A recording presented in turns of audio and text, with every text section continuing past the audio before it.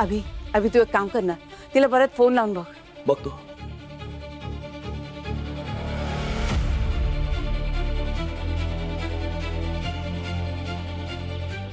नाही लागत आहे.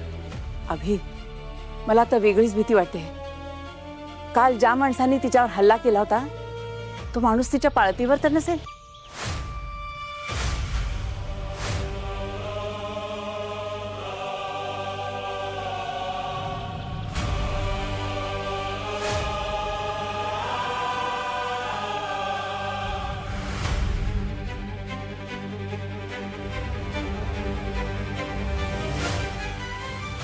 अभि शशांक तुम्ही तिला शोधायला जा. अगं कुठे जाणार पण? तुम्ही हॉस्पिटल पासून सुरू करा ना, मग रस्ते, मॉल्स, बाजार, हॉटेल्स, रेस्टॉरंट जिथे सुचेल तिथे जा आणि शोधा तिला. कळलं कळलं आजी, कळलं कळलं. अभि चल चल चल चल चल.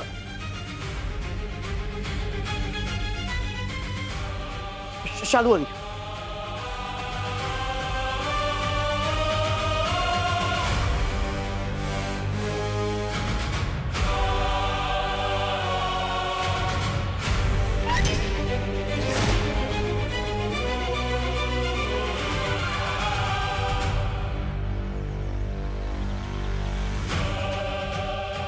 शालू वृंदा आली आहे का इथे?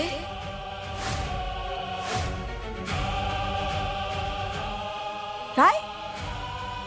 अगं काय बोलतेस तू? तुझ्या बरोबर नाहीये ती. अगं तुम्ही दोघे सोबत होतात ना?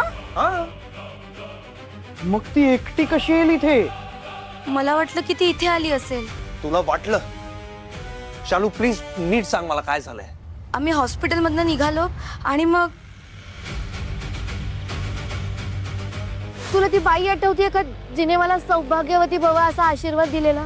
हा ती बाई किर्लोस्करांच्या बंगल्यावर आली होती. हा मग मला इथून निघून जा म्हणत होती. तिचं काय? आणि तीच बाई हॉस्पिटलमध्ये पण आली होती आज. काय? ते चुकीचं इंजेक्शन द्यायला जी नर्स आली होती ना, ती तीच बाई होती. आणि मग ती काय म्हणालीस? नाही म्हणजे नाही नाही, तू काहीतरी बोलत होतीस आता. नाही म्हणजे आम्ही थोडा वेळ सोबतच होतो, मग ती अचानक दिसेनाशी झाली. एक मिनिट. म्हणजे असं असू शकतं ना की तुमची चुकामुक झाली आहे आणि तू इथे आली आहेस म्हणजे मागून कदाचित ती सुद्धा इथेच येत असेल. हा असंच होईल. ती येईल इथे, वृंदा येईल.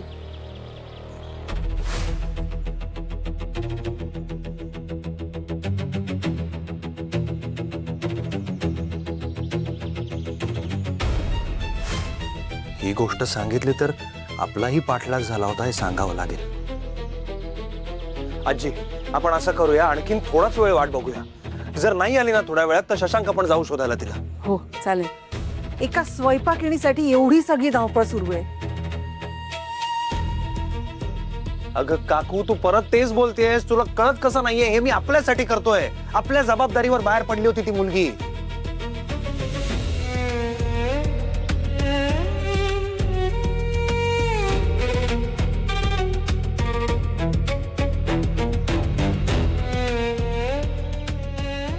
कुठे असेल ही वृंदा?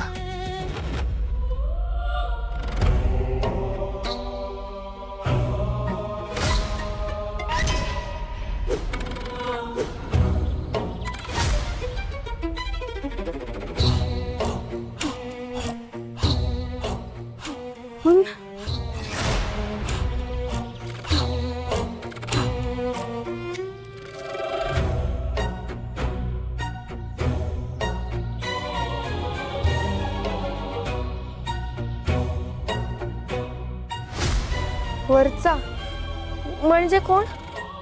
पोलीस पण आत्ताच गेलेत. मी काय करू? पोलीस स्टेशनला नेऊन जमा करू का फोन? हा पुरावा तर मिळालाय, मग आता या नंबरवर कॉल करून बघू का एकदा?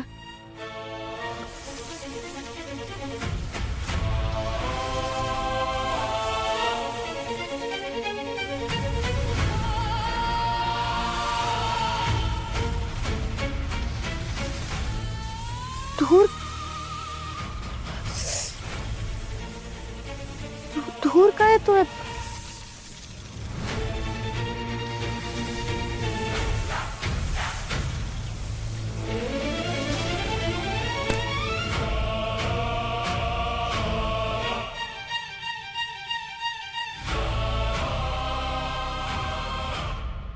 ह्याचा एकच अर्थ आहे, कोणीतरी पद्धतशीरपणे सगळे पुरावे मिटवण्याचा प्रयत्न करतो.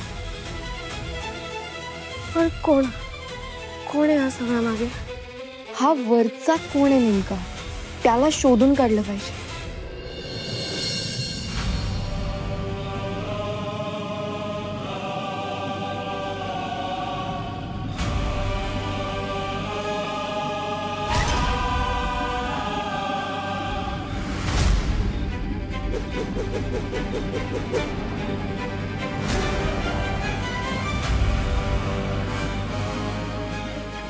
थांबू नकोस, निघ लवकर, नाहीतर अडकशील.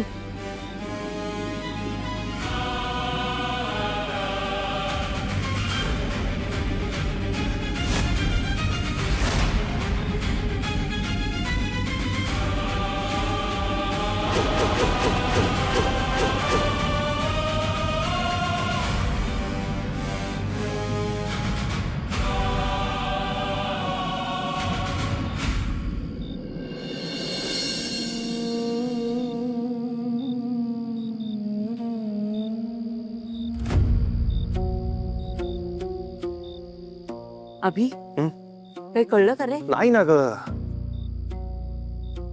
आजी, काय ग? नाही लागत आहे कॉल. तिच्या घरच्यांनी तिची जबाबदारी माझ्यावर टाकली आहे. जर तिला काही झालं तर त्यांना काय उत्तर देऊ मी? शालू, तुला काळजी वाटणं स्वाभाविक आहे. ती मुंबईतली नाहीये, तिला इथली काही माहितीही नाहीये. त्यात तिच्या बरोबर काल जो प्रकार घडलाय त्याच्यानंतर. अगं आजी, पण तिला काही जबाबदारीची जाणीव हवी का नको? कुठे जायचंच होतं तर कोणाला तरी सांगून जायचं. हिला पण काय माहित नाहीये, अशीच निघून गेली. ही काय पद्धत झाली का? अभि, जरा थांब.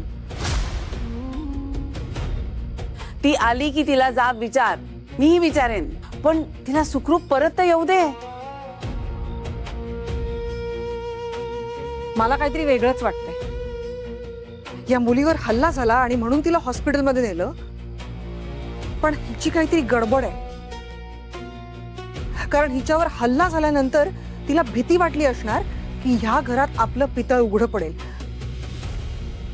म्हणून स्वतःच तोंड लपवून घाबरून पळून गेली ती. हो मॅडम, तोंड सांभाळून बोला.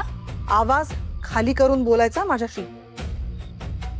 कोणाशी बोलतीये जरा डोकं टाळ्यावर ठेव.